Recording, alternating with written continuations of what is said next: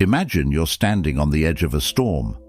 Thunder cracks overhead, rain lashes at your face, and the wind howls, threatening to knock you off balance. Your heart races, your fists clench, every instinct screams at you to scream back, to fight the chaos with chaos. But what if instead you stood still? What if you breathed deeply, felt the rain on your skin, and chose to walk through the storm with steady steps, unshaken by its fury? This is the heart of Stoicism, a philosophy born in the bustling streets of ancient Greece and Rome, yet alive and breathing in our frantic modern world. It's about training your mind to respond, not react, to life's wild twists and turns. Today, we're diving deep into this timeless wisdom, painting a vivid picture of how it works, why it matters, and how you can weave it into your everyday life. Buckle up. This isn't just a lecture. It's a journey to reclaim your inner calm and power. Let's start with a scene we've all lived through. Picture this. You're stuck in traffic, late for an important meeting. The car in front of you inches along, oblivious to your growing frustration. Your phone buzzes with a text from your boss. "Where are you?" And suddenly your blood boils.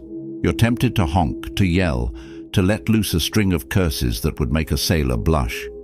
That's reacting, raw, unfiltered, and human.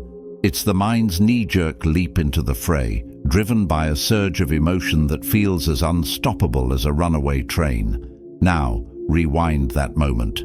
Imagine you pause. You take a slow, deliberate breath, feeling the air fill your lungs. You notice the tension in your shoulders and let it soften. You ask yourself, what can I control here? The traffic? Number? Your boss's impatience? Nope. But your next move? Absolutely.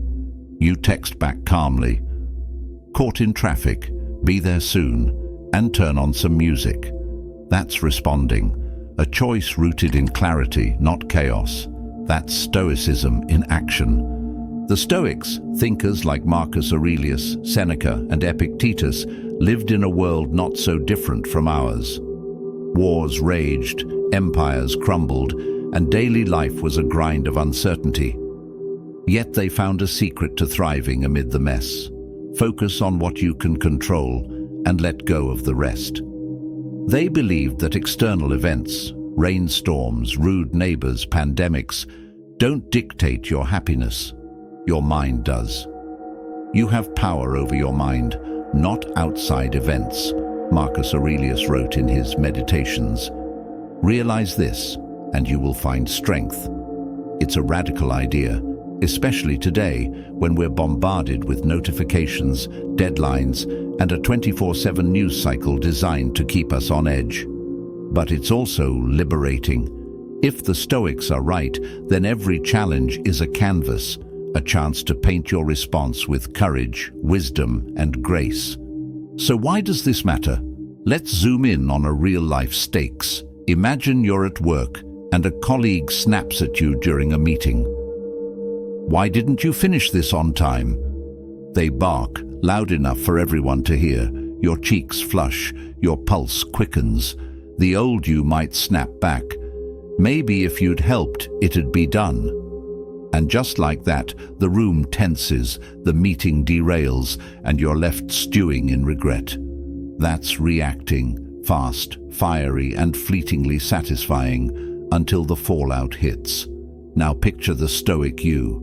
You feel that same sting, but you don't let it steer the ship.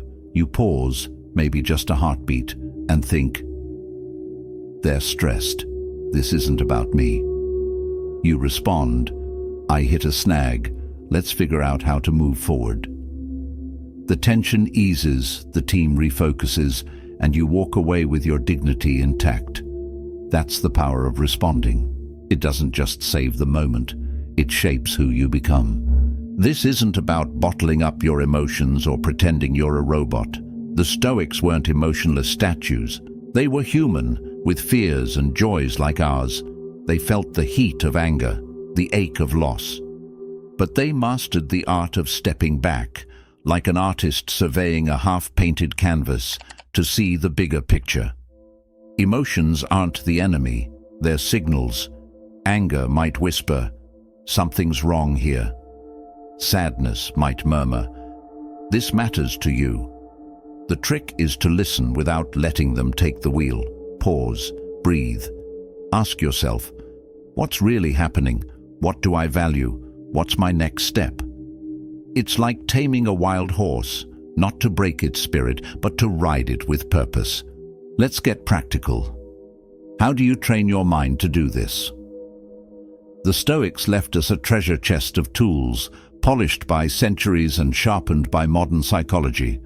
First, there's self-awareness, the foundation of it all. Picture yourself as a watchman at the gates of your mind, observing every thought and feeling that tries to rush in. You're in line at the grocery store, and the cashier's moving slower than a sloth on vacation. Irritation bubbles up. Instead of snapping, you notice it. I'm annoyed because I'm in a hurry. That simple act of naming it pulls you out of the emotion's grip. You're no longer the annoyance. You're the one watching it.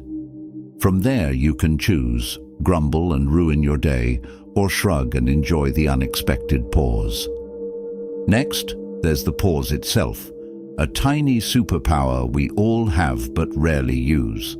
Marcus Aurelius called it the space between stimulus and response, where freedom lives.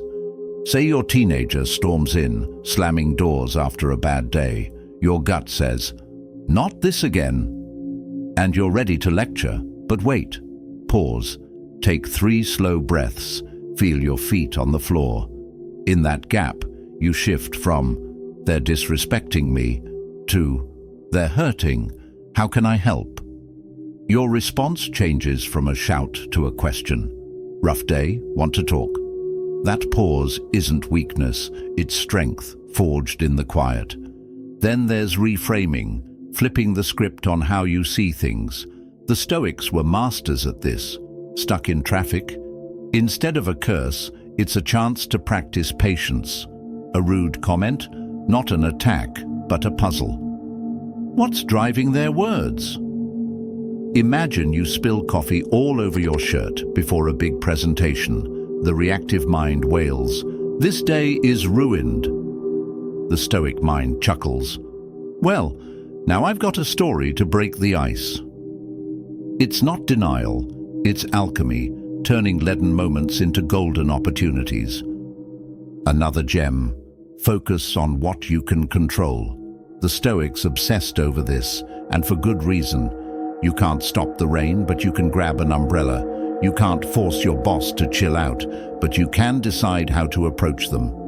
Picture a stormy day derailing your picnic plans. Reacting might mean sulking all afternoon. Responding means pivoting. Indoor movie marathon it is, and salvaging the joy. It's about playing the hand you're dealt, not cursing the dealer. Finally, reflection seals the deal. The Stoics ended each day like detectives, reviewing their actions. Try it. Before bed, grab a notebook. Write. Today I paused before answering that snarky email. Proud of that. Or lost it with the kids. Tomorrow I'll try the pause. It's not about guilt, it's about growth. Over time, those threads of reflection weave a tapestry of a wiser, calmer you. Mindfulness ties it all together. Imagine sitting by a river, watching leaves drift by. Those are your thoughts, your feelings. You don't jump in and chase them, you observe. Try this. Next time you eat, really taste every bite. The tang of the sauce, the crunch of the bread. Or walk outside and feel the breeze, hear the rustle of leaves. These moments aren't just pleasant, they're training. They build the muscle of presence, so when life throws a curveball, you're not flailing. You're grounded, ready to respond. Let's paint this in action. You're at a family dinner and your uncle starts ranting about politics. Again, your blood pressure spikes. You're itching to argue, but you've been practicing. You pause, sip your water, feel the cool glass in your hand. You reframe. He's passionate. not attacking. You focus on what you can control, your words, and respond. Interesting take. Tell me more. The table stays peaceful and you stay sane. That's Stoicism, not as a dusty textbook, but as a living, breathing shield against life's chaos. This isn't a quick fix. It's a way of life. Start small. Pick one tool, like the pause, and use it today. Notice how it feels. Build from there. Every time you choose response over reaction, you're not just dodging stress, you're sculpting a stronger, kinder, more resilient you, and it ripples outward. Your calm diffuses arguments. Your thoughtfulness inspires others. You become a quiet force for good, just as the Stoics were in their toga-clad days. As we wrap up this journey, think of life as a grand theatre. The stage is set with triumphs and tragedies, and you're the actor. Will you stumble through your lines, tossed by every gust of emotion, or will you step into the spotlight, delivering each word with purpose? The Stoics chose the latter, and their wisdom lights our path. So, here's your invitation. Embrace this art of responding. Test it in the mess of your daily grind. See how it transforms not just your moments, but your entire story. Loved this dive into Stoicism? Hit that subscribe button to join our tribe at Stoic Awakening. We're unpacking life's big questions every week. Drop a comment below. What's one situation where you'll try responding instead of reacting? Let's keep the conversation going. Until next time, may you walk through your storms with clarity, virtue, and unshakable peace.